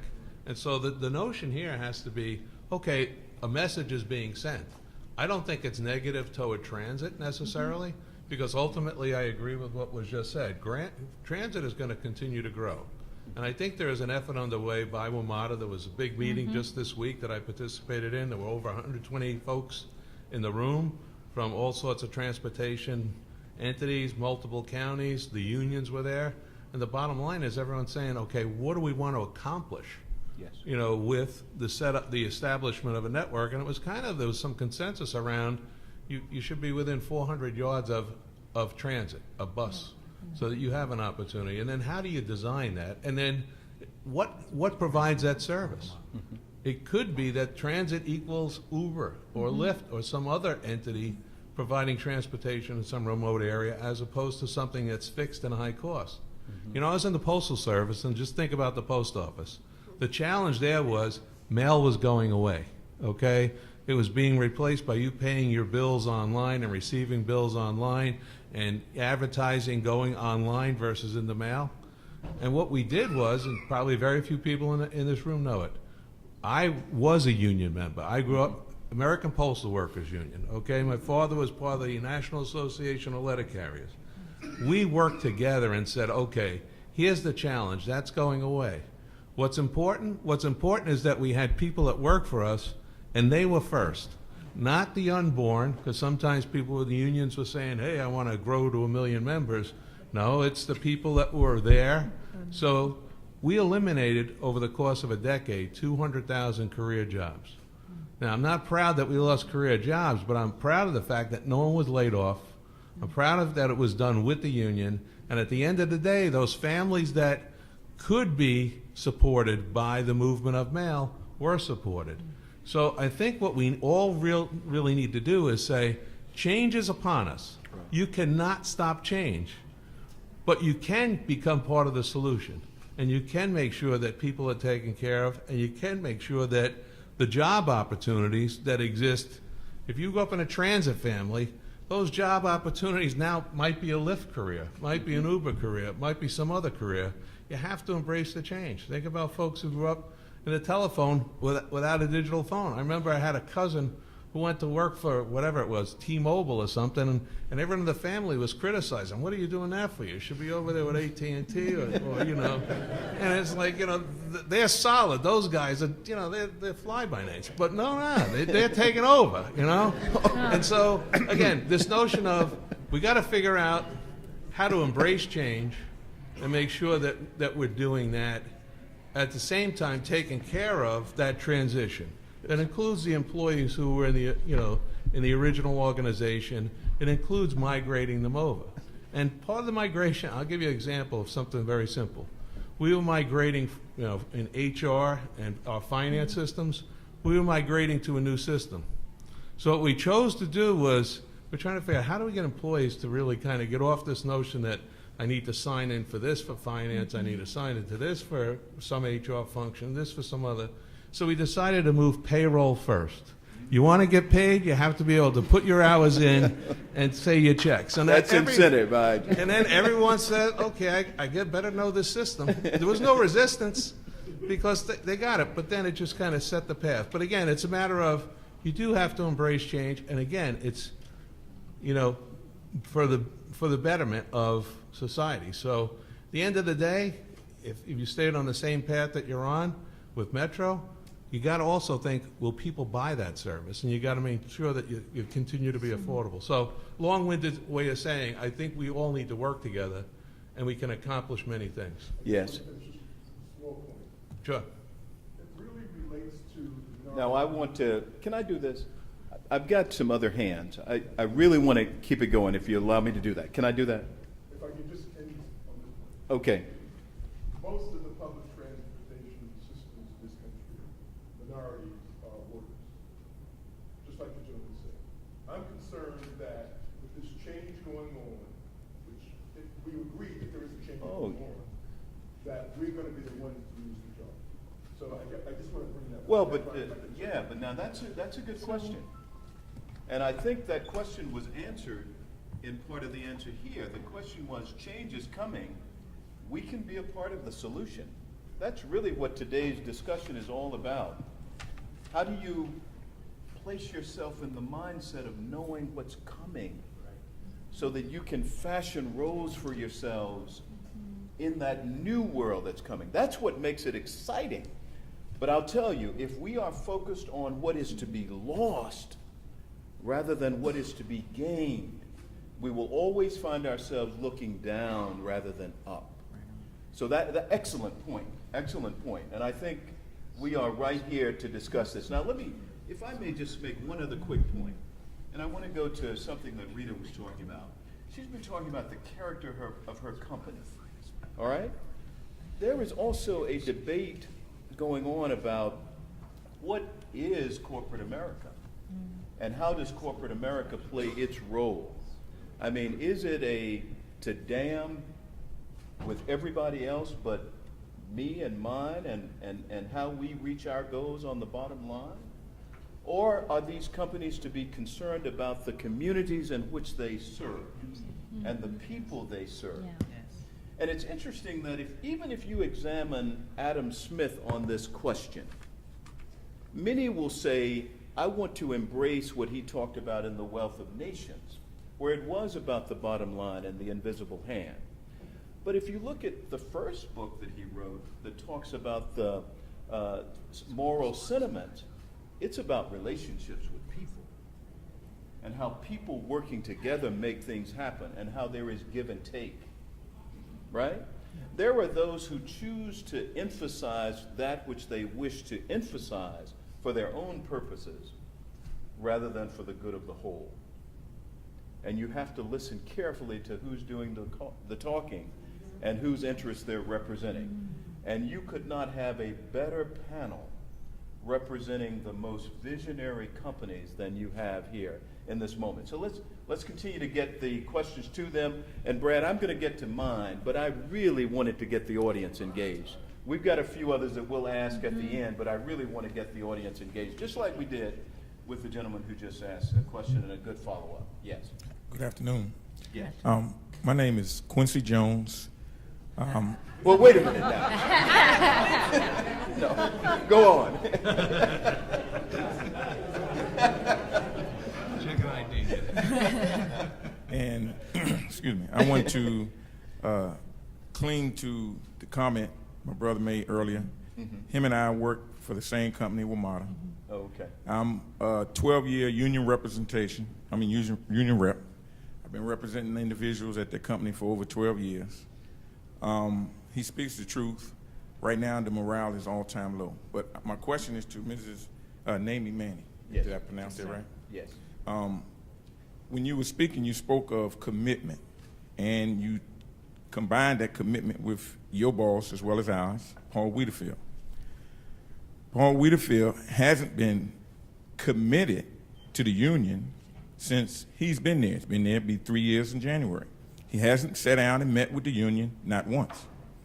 So when you speak of commitment, my question to you is, how are you going to maintain your commitment to the employees when you don't have the commitment from your general manager, who's supposed to be with you committed for the public and the people, the employees who run the company, right? And it is being run poorly since he's been there. Well, I think we've got the question. We've got the point. So let's get an answer, and then we can go on. So all right? again, 'Cause we're dealing with this question twice, and I'm okay with it, but we do have a number of other hands, and I do want to try to get to those. But I think we've got the question. Is that okay? no, Okay. all right. Thank you, Mr. Jones, again, for bringing, that's really important, and I thank you for bringing that up. You're right. Our history hasn't been stellar when it comes to engaging with our employees and with the unions in a manner that makes sense, right?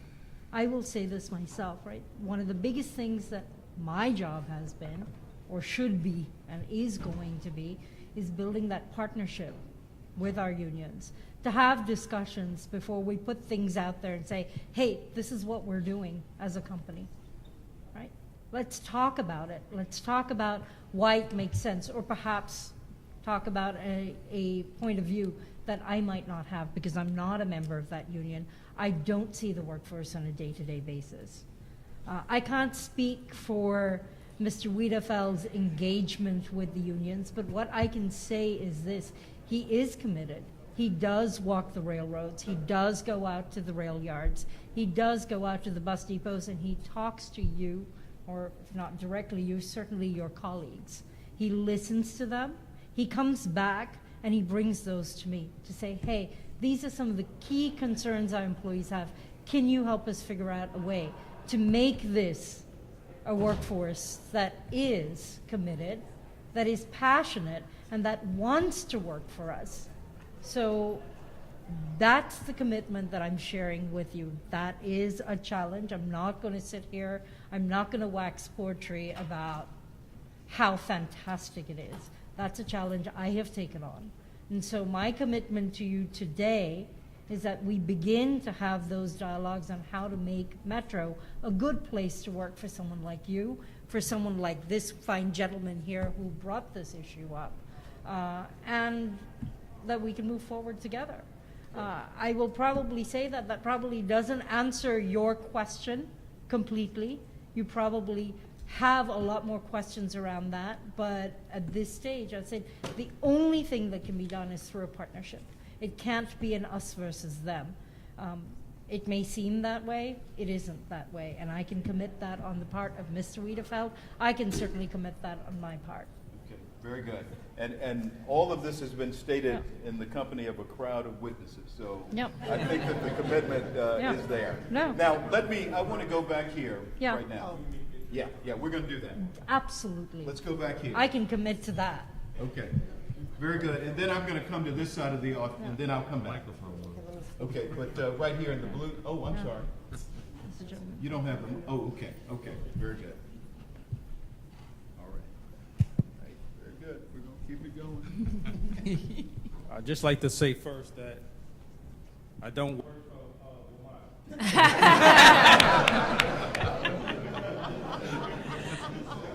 But if you'd like to, we'd love to have you.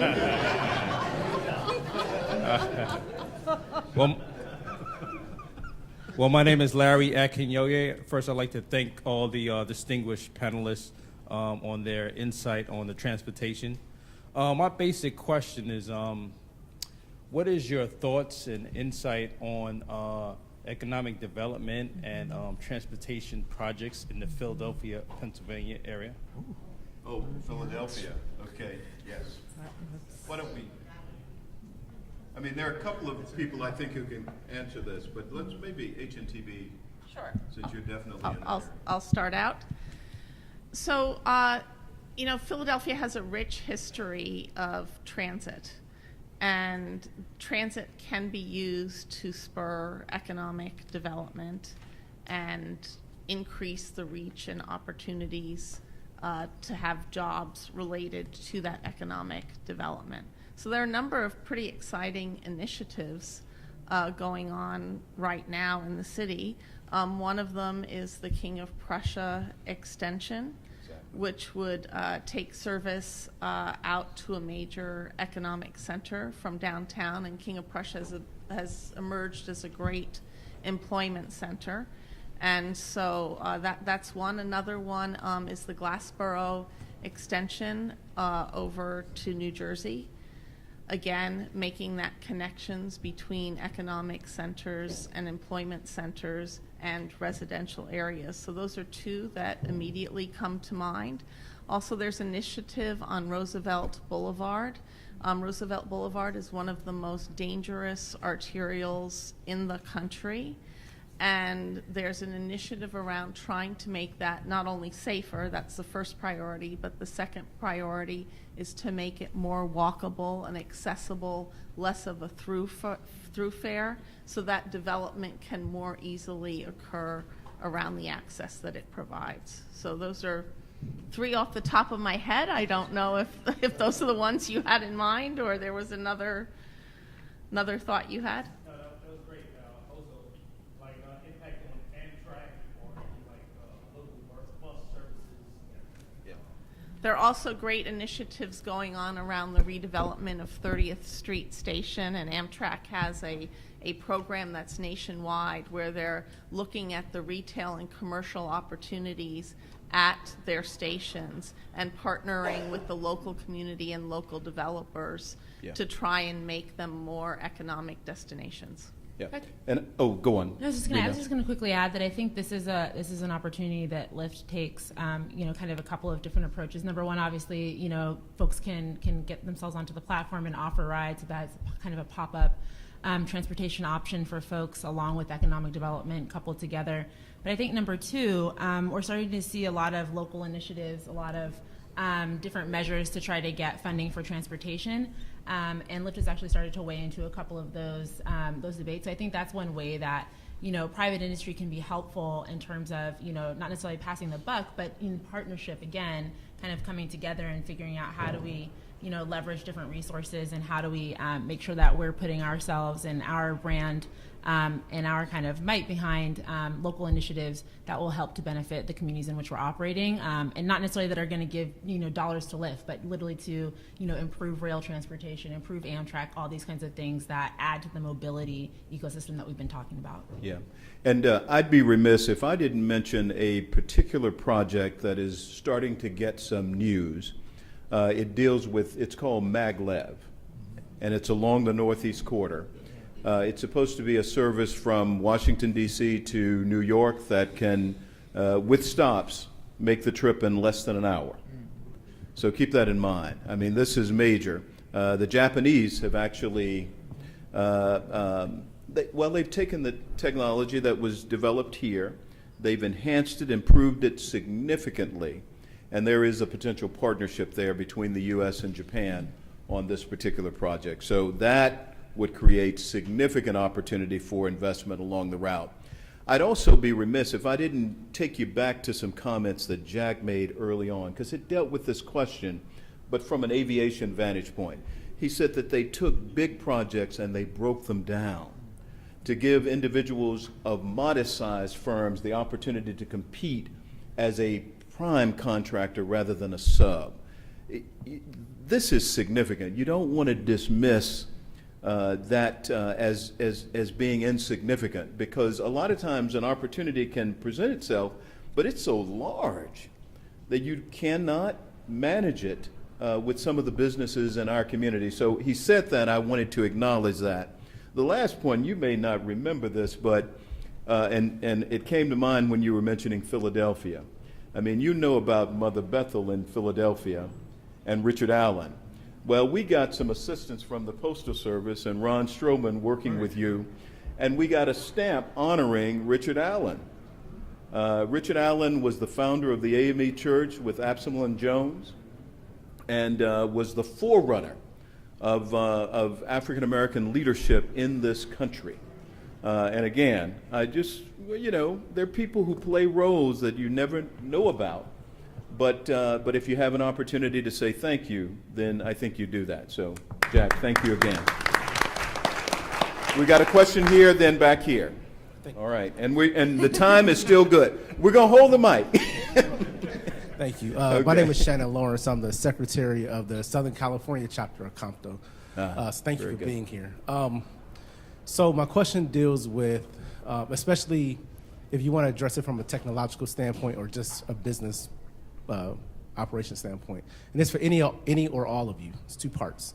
And you can answer either one or both. What do you see as the biggest challenge or hurdle to diversifying and diversity inclusion, or diversifying and including them into your workforce?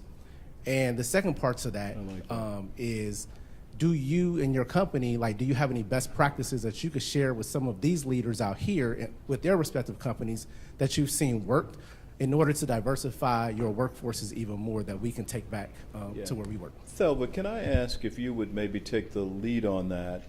And then, I mean, I know that everyone can actually respond to it, but you were actually touching on some of these points in your earlier remarks. Absolutely. Thank you for your question.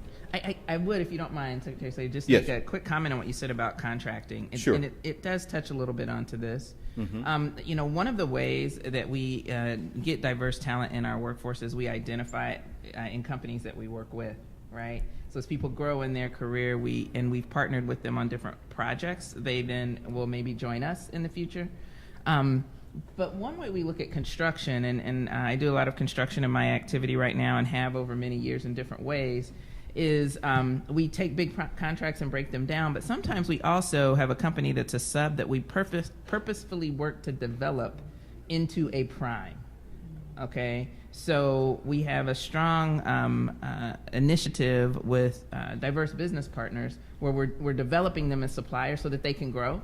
And so we have examples where we've done that, and now they are prime, and now they're subbing to diverse companies as well. And so we actually put metrics in place, and for ourselves, as well as metrics for them, so that if you're prime with us, we expect you to bring in diverse suppliers. So I just wanted to throw that out. And I think that's excellent. And I'm going to go back here and pick up another, but can I say this about GM? There's a lot of talk about tech companies, and my next question, which I'll close with because I want to get the opinion of everyone on the panel with this, but there's a lot of question about the lack of diversity within tech companies. But when you've got strong Midwestern companies that have been around a long time dealing with these issues, that have had a union presence and that sort of thing, as they now combine, that's going to give us a great opportunity to actually populate some of the tech companies with very capable, seasoned, mature talent. So we just want to put a pin in that, and I think you're going to see that play out more and more over time. Remember, there was a thought in the beginning that tech companies were going to not only disrupt, but totally turn on its head a lot of the old line companies. But those companies didn't stand in place. They became smart as well, and they brought in significant talent, and they started to take on. And then what they finally realized was that it's through the marriage, it's through the synergy of the two, where you can really have the kinds of breakthroughs that allow us to compete internationally. So absolutely, that's exactly where I was going. Yeah, we okay. Absolutely do that, right? Yes. We do work to identify the new ideas and the new talent by Exactly. virtue of these mergers, and then encourage the development of talent that is already seated in some of these companies, or sometimes we say, hey, well, we can bring them in and have them be with us. Exactly. And then also reaching out to HBCUs and things like that. Exactly. So Okay. keep all of that in mind. Now, we're going to do two more questions right here. Hi, my name And is then I'm going to come to you, Miss. Okay.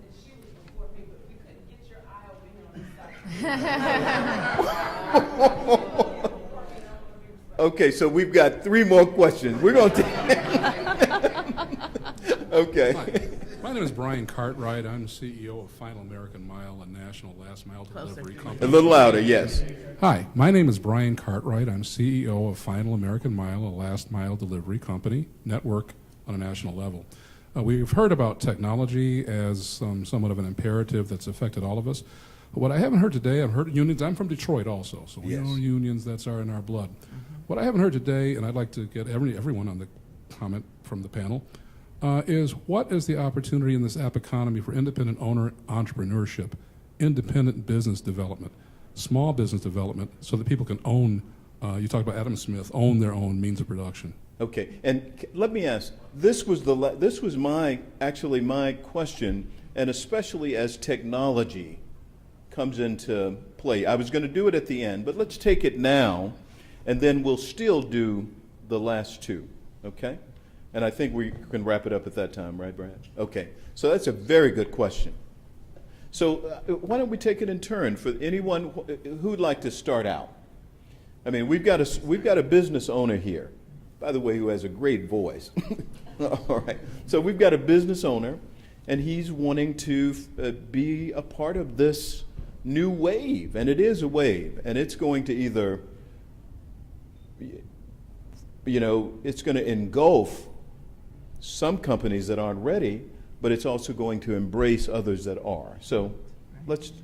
Yeah, I'll just speak to that quickly. So, I think the first thing is to have a product and know that product's going to fit into the market, right? So as we all look ahead, being at the forefront of that thought, so that you can bring ideas to companies that are investing in the community and saying, this is what we've got, how can we make it fit, and this is how. What can we do?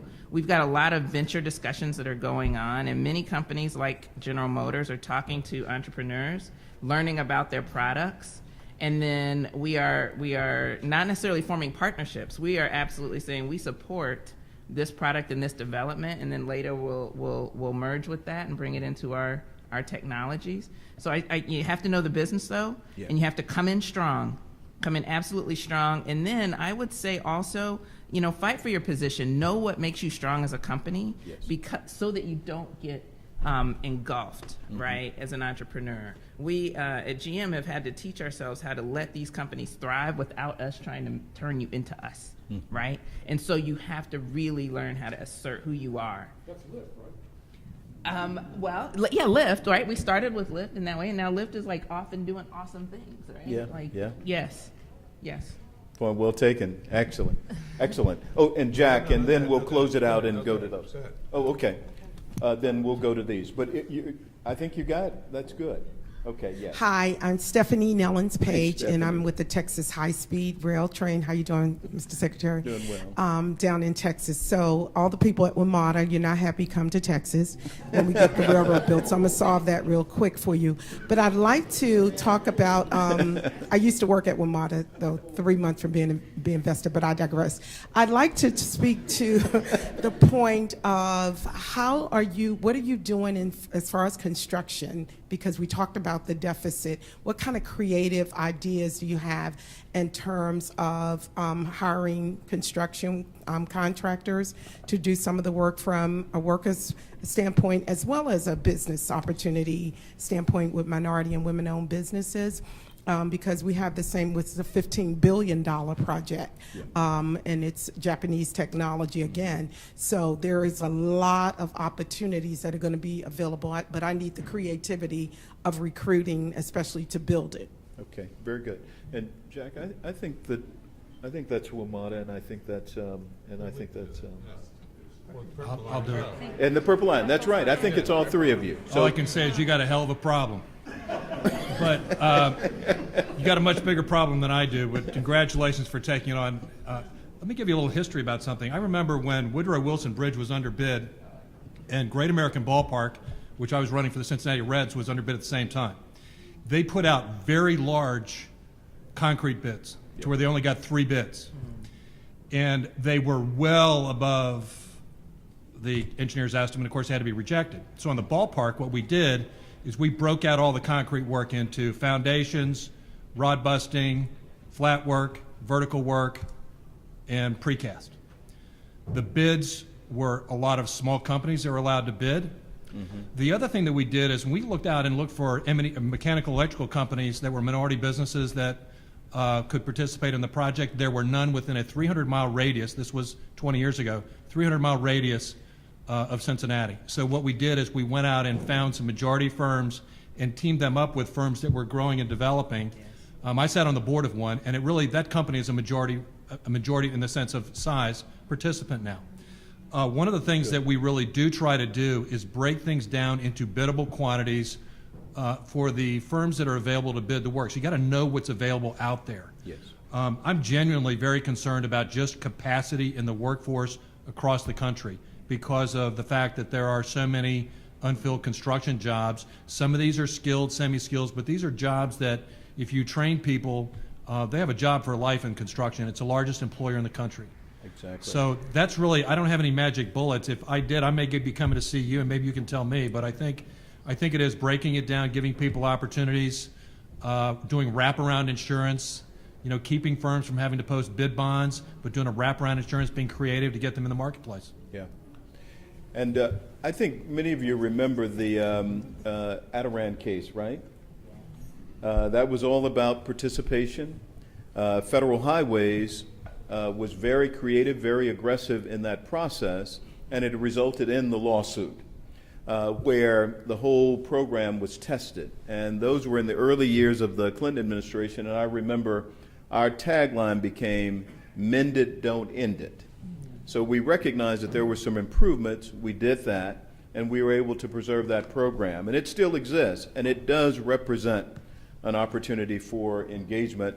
But again, as has been noted with Fred here, they have to be of a size, Jack said the same thing, where you've got people who can bid those projects. And it doesn't sort of, it's not so large that a company can't be a participant. Okay, very good. So one more, and then we'll start to wrap up. And then, yes, Brad is going to come up and wrap things up. Before we go to that, could I just Yes. add, let me just add one point. My chairman's here, Warner Session, and he's taught me, if anything else, when you're approaching a big job like this, don't just look at the blue-collar jobs. Yes. Look at breaking down those the All upper of it. jobs and the legal support, the engineering support, everything that you have behind it. Look at, because I think that will be an attraction to the community as well. Yes. And they will pull people along. Yes. Okay? Thanks, Warner. So Thank you. Now you have Yes. caused me to have a special request for all of the people who are talking about providing jobs for small businesses. Yes. Because I'm from an organization in Alabama, if you don't want to hold this up. I'm from a company, this is hitting me hard, a construction company, excavating and paving company in Huntsville, Alabama. And it is tempting to grow fast to get some of these projects. Even if you break them down, they can be big for a small company with less than 40 employees. And in our business, if you just start hiring up people, somebody is going to turn that excavator over and hurt themselves. So now you're wanting me to make an appeal that we hold the line on safety, because of course everybody is interested in economic development. They are going to want to grow. And in the current climate of our administration, everything is against worker safety and environmental protection. And so if it's going to be about growth, and sometimes that can be fueled by greed, what are we going to do? Well, yeah, but I'll tell you, safety always has to be the top line. I mean, those are legal obligations, responsibilities. I do think that we've seen examples where companies, because of a commitment to growth, they've gotten themselves in difficult positions. And companies have taken note of that, and they have made a commitment themselves not to fall into that trap. But safety is the top priority. And that's why I just loved the comments about 0, 0, 0. I mean, that's a commitment to safety. That's zero crashes. I mean, and some people would say, now that's, that's impossible. Well, unless you stretch yourself, you don't really know what is possible. And with technology, and you take out the human factor, and you give up some of that freedom, you can improve the safety of the transportation system, 100-fold almost, because 95% of the accidents are the result of human error. That's in the vehicle, that's in the plane, that's everywhere. And so your point about keeping an eye on safety is a good one, and I'm sure that everyone here is echoing the sentiments that we will never, ever give on that point. So point well taken. Yes. I just wanted to make one comment before we close out, and I know that we talked about it a little bit in terms of diversity and inclusion. Yes. And someone was asking about best practices, and just very briefly on that point, one of the things that was mentioned, I think only one time during our long discussion, very interesting discussion, was about retention, and I think that's a huge part of, you can recruit all of the folks that you want into your company, but if you're not, kind of addressing some of the things around exploring their talents, helping them to elevate, then they don't necessarily feel like they're welcomed and they want to stay.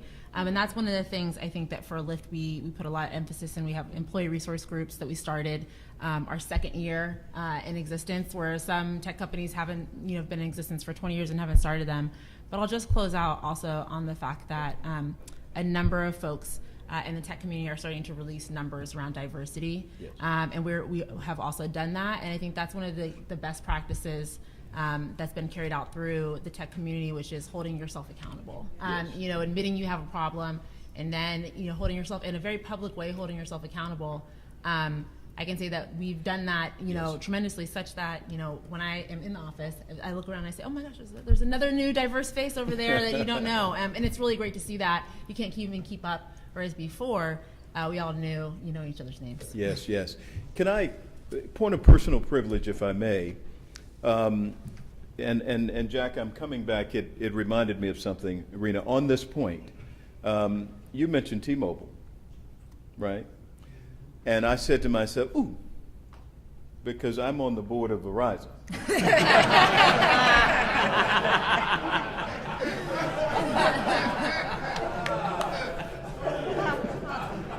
And it's interesting because in years past, when T was mentioned, it was really AT&T, not T-Mobile. I mean, T-Mobile is a disruptor. It is a fine company. But I am on the board of Verizon. But I want you to take note of one thing, because I think it sort of speaks to this issue. Verizon just made a CEO decision. And it was all about 5G. It was all about 5G. That doesn't even exist yet, but it's coming. And the point that we were attempting to make is that that is going to revolutionize everything. We want to be there first. In order to get there, you got to have the right leadership. But go back and look at some of those, recent stories. And the other thing is, it's going to affect smart cities. It's going to affect, autonomous vehicles, all of that. But it's just beginning. So you can be on the ground floor of all of that. And there will be other companies besides Verizon, clearly, engaged in this battle. And so just take note of T-Mobile, take note of AT&T, take note of Sprint, take note of Verizon, take note of all of these companies that are committing themselves to work with other companies to create this new world. And hopefully you will be a part of that. With that, let me turn it to Brad. Let me just say again, Brad has been a supporter of Compto over the years. And I'm thinking of Julie Cunningham and just all of the great people that have made Compto what it is. And recently, Compto made the request to Brad that he consider, taking over the helm of the company. And that's not an easy proposition. Organizations are hard to lead. You got to raise the money. You got to keep things going. And that's hard for a president. That's hard for a chairman as well. But these two individuals, Chairman Fuller and Brad, have stepped forward. And I've told Brad he's always been there for me, anything he asks. And I know we can get others like Secretary Fox and Mineta. I mean, you're going to have this community working with Compto as we go forward. So I'm just here today, but I speak for all of them, including Secretary Chow and members of her team. We're going to be here to be with all of you to make good things happen. So again, thank you.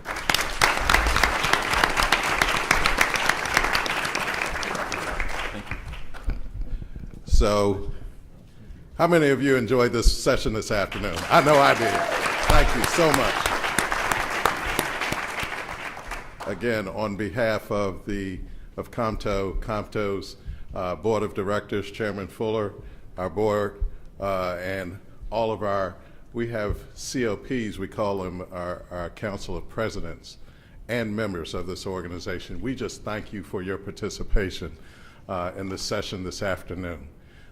We've heard a lot of views. I've had the occasion of working with pretty much everybody on this stage.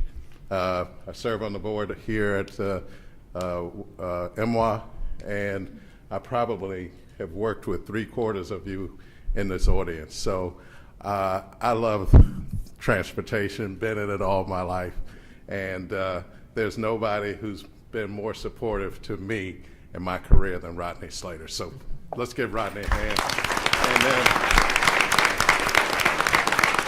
I just want to, again, let's give this panel a hand because they were great. Man, one directive I've gotten from my chairman is we follow this up.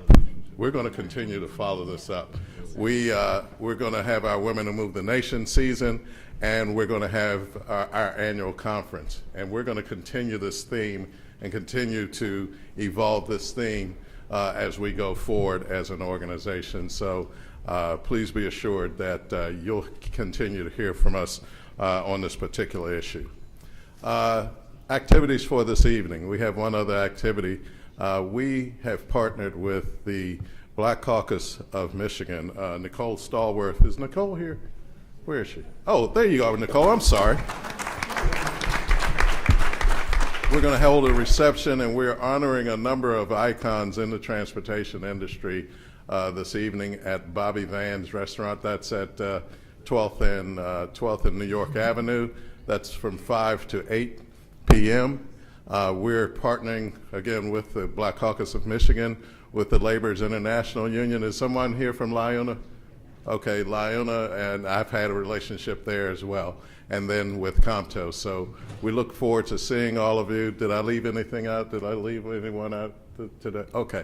Thank you so much, and we appreciate you coming. Have a great day. Thank you.